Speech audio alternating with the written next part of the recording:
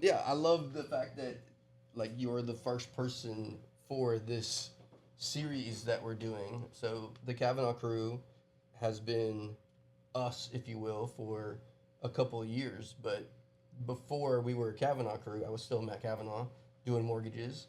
And the thing most people don't know about is before I was Matt Kavanaugh doing mortgages, I was just Matt Kavanaugh. Yeah, I was just this guy, right? And so we go back that far. So if anybody doesn't know, you probably all know Josh. So Josh Holden has been around forever, doing cool things. MB, always a rocker, always a good influence over people. Whether it's like influence over people for let's go rock or influence over people for make man, that's a good way to live. And so anyway, I've liked watching the progression of you. And so as we start this series, it's cool to go in and say, hey, one, we're going to talk about like why the Kavanaugh crew as a realtor, like why you pick us, and then two, just life. We've done a lot of life stuff together. We also, have. Yeah, we have. We really have. Yeah, and so the interesting thing is, right before we got on camera, Josh and I were just joking around, talking like we always do, and we talked about his ability to play music. So maybe let's just start with that. Like, what is it like being somebody who's grown up and you've always loved music and be able to make a life out of music in your hometown? I feel incredibly lucky, blessed, fortunate, whatever the word is. It hasn't been easy. It's taken a lot of hard work, a lot of missing birthday parties and missing people's wedding and whatever, because I was pursuing something that I really believed in and that I loved, which was playing music. And I feel super, super fortunate that I am able to make people smile and entertain people, and you know, maybe make a couple dollars doing it, and I just love it. I love it. You know, Yeah. that's what I was. I remember totally being on my grandma's couch when I was like 2 years old, and the couch was my stage, and playing a tennis racket.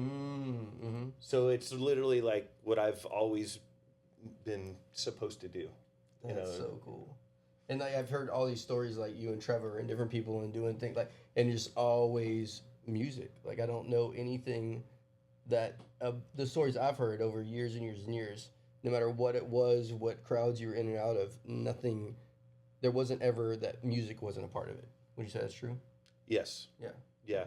You know, and going a step further into, I'm not jumping ahead, but into real estate world, people have always looked at me as Josh the band guy, or Josh the rocker guy, or whatever, you know. Earrings, long hair. Earrings, long hair, you know. Bracelets. Right. And now, well, not now, but the past probably 5 years, people look at me as Josh the realtor, the real estate guy, even more so than Josh the band guy, which is it's cool.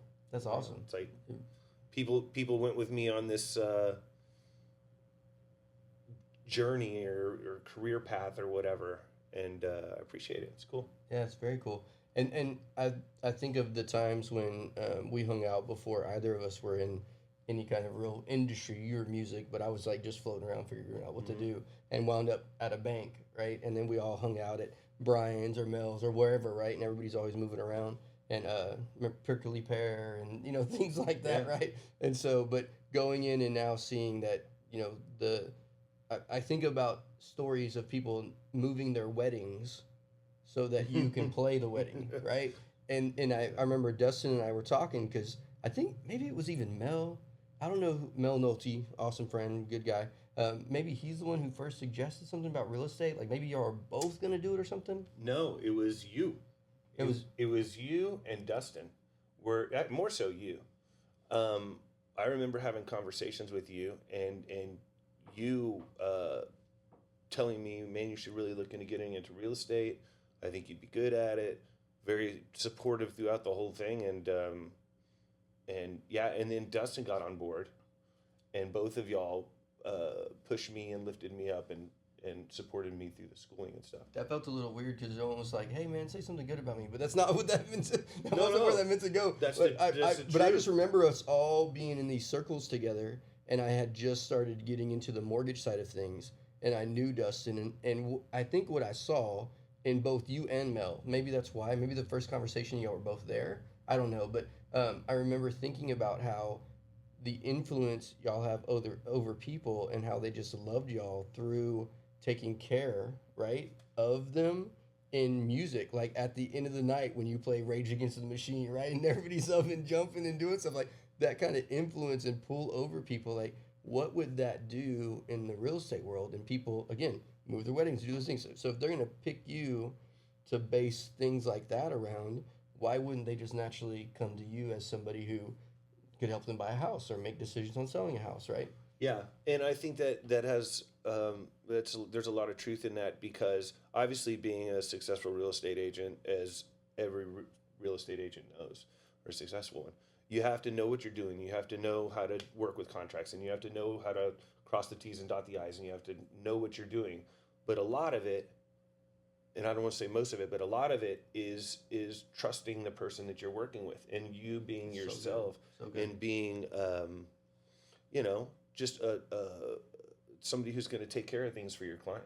Yeah, and one of the stories I tell a lot, and so you can maybe help fix this a little bit. When I come across new agents or even new mortgage lenders, I almost always talk about how Dustin, you, and myself went through the journey of you becoming a real estate agent kind of together. Because I remember being in a golf cart with another agent, and you called us and you were like, "I passed my test," and we're like, "Yeah." And this other agent was like, "No one cheered for me when I got my license," right? And so we've always gone through this thing together. But I remember there was a split second, almost kind of funny, but it really was, where you're like, "So do I take out my earrings and cut my hair?" And what was that transition like?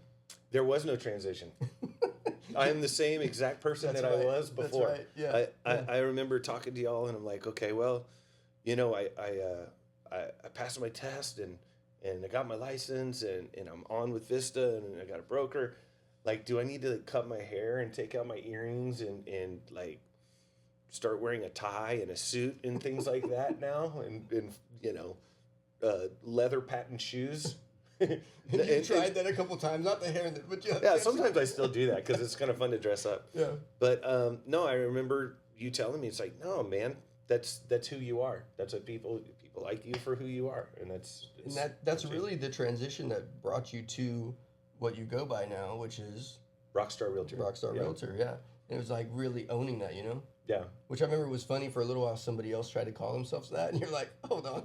Well, I you know, I thought it was kind of hokey and silly, and I would never call myself a rock star. Yeah. That's something I feel like, you know, whatever it is. But it's morphed into something where people get it, and it makes sense, and it's not hokey or silly or funny. I don't think. I think it's just who I am. Yeah, yeah. It's easy to identify which Josh it is, because I mean, Josh is not the most uncommon name.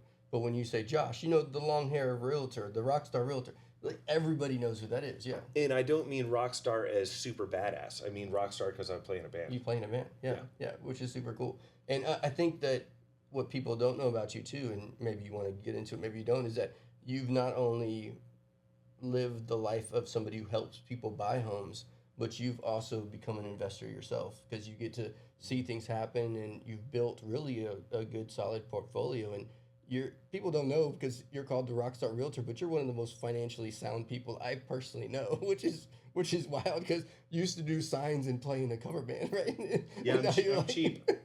And now you do really well. You make really good decisions. And I mean, do you mind sharing how many properties you have? No, I've got 10. 10. I've got 10 investment properties in my own house that Heather and I live in my homestead. But yeah, it's again, working hard and trying to make the right moves at the right times, I think, you know, and being fortunate enough to be in a position to do that. And I will say some of the secrets to the success is knowing this area so well, right? It isn't like you're like, oh yeah, that's that street. No, you've been on that street, walked it, played it, done it. Like, you're from here. And so some of the like things that other people may not even take a chance on, like, hey, there's this duplex over there. Like, dude, I'll take that duplex, right? Yeah. So it's like you've had good opportunities through the years too to pick up good properties. That's another thing that I'm really proud of. Speaking of being local, which I know is a big deal in Braunfels, especially with so many people coming into town, which is fine. A lot of people if you're not from here, you're not from here. I don't play that game. I don't get into that. Yeah. But I'm very proud that I am fifth generation New Braunfels. Like my family name goes back to Schneider's, which came across from Germany, and my aunt's uncle is the one who put the third story above Phoenix Saloon. He used to have that building. Yeah. And it used to be a 2-story building, and he ended up building the third story. And this is, I don't know what year, but my dad's grandmother was born in what is now a garage that was their house over on, off of Magazine Street. That's cool. Yeah. I love you brought up your dad too, because it's funny, you almost can now blend those things together, right? Because you settling here, right, being a part of fifth generation in B, and your dad was a musician like you are, so there's both those things that are so alive in your world, right? And my grandpa. Yeah. Oh yeah. Yeah. My mom's dad was also a musician around town. His name was Bill Cobb, and he owned Land of Pharmacy, which back in the day, that was like a soda fountain, old school soda fountain, and they sold hamburgers, and that's where all the kids would go and congregate and hang out and stuff like that. That's cool. Yeah. That's very cool. I don't know, like I said, maybe the 50s, 60s, I don't know. That's I don't awesome. really know. That's awesome. Long time ago. Okay, so we've known each other a long time. Like at some point, I would go, maybe you use us because we're pretty good at what we do, or maybe it's our friendship, or maybe it's because we're together as we were growing in real estate. But I like to say it's because I made you and Heather get married. Not really, but you know what I mean. Yeah, so that's something that actually I tell people all the time when we start the process of buying a home. I'm like, okay, for our first step is talk to a lender, and let's see where you stand. And they're like, well, do you have somebody that you trust? I said, well, I've got Matt Kavanaugh, who I trust implicitly, who actually got ordained to marry my wife and I. So that's how much I trust him. That should tell you something. That should tell you something. And I do not just because of that, but that it shows a friendship long before a business. Yeah. I think yeah. I see that for sure. And the funny thing is that I didn't even go to church back then. Like literally, I was like, ordained, sure. Like, you know what I mean? I went and did this thing, and then I remember Heather's father.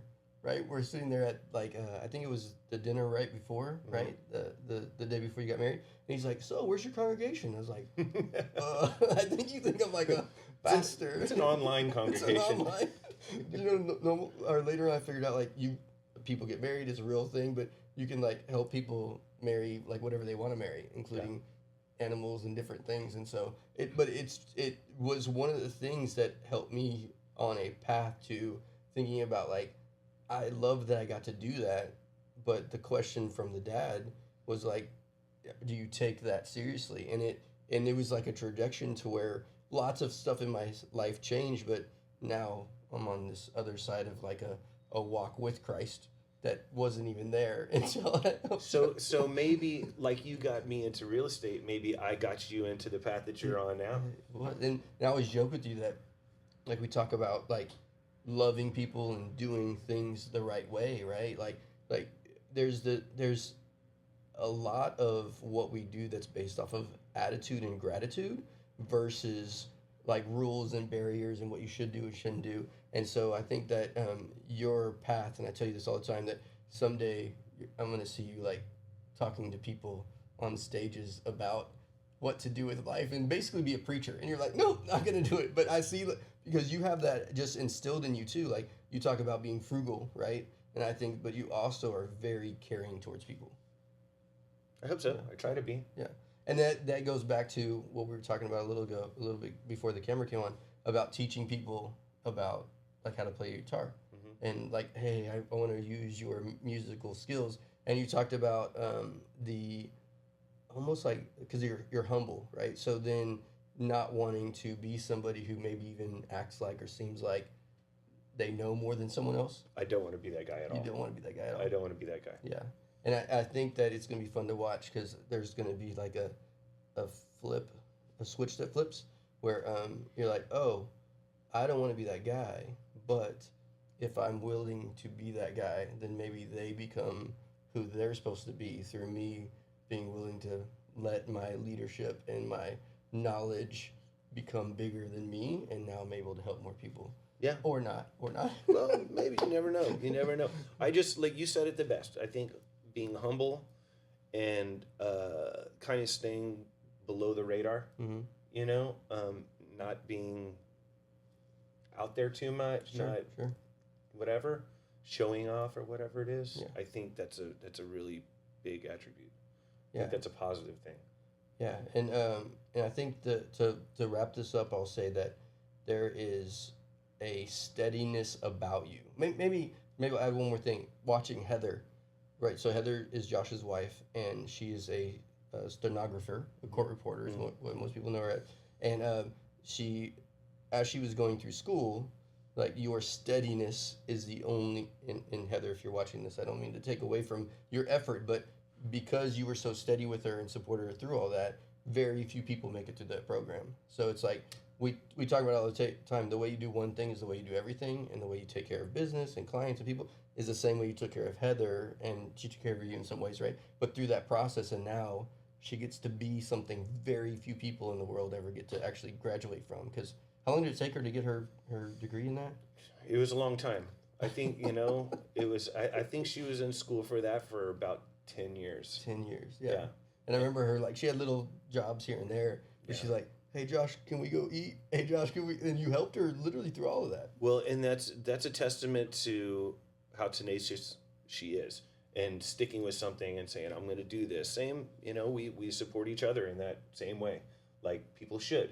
Like husband and wife should. Like friends should. Like family should. Anything. That's good. Support each other, and when you see somebody that you love or care about wants to get somewhere, you help them get there, whatever it takes. Yeah, and that's so cool because I think of the same thing for Alicia with me.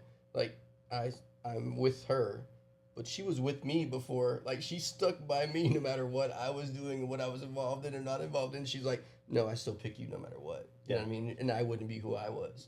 And so like it's funny how love reciprocates like that, right? Yeah, it's like steps. Mm-hmm. We help each other up each step, and each step we both get higher. That's so cool. Wow, that's a good analogy. You can use that if you want. Well, thanks. All right. So, guys, thank you so much for joining us. Hang out with Josh. He plays on stages all the time. When you need some real estate stuff, I'm telling you, this dude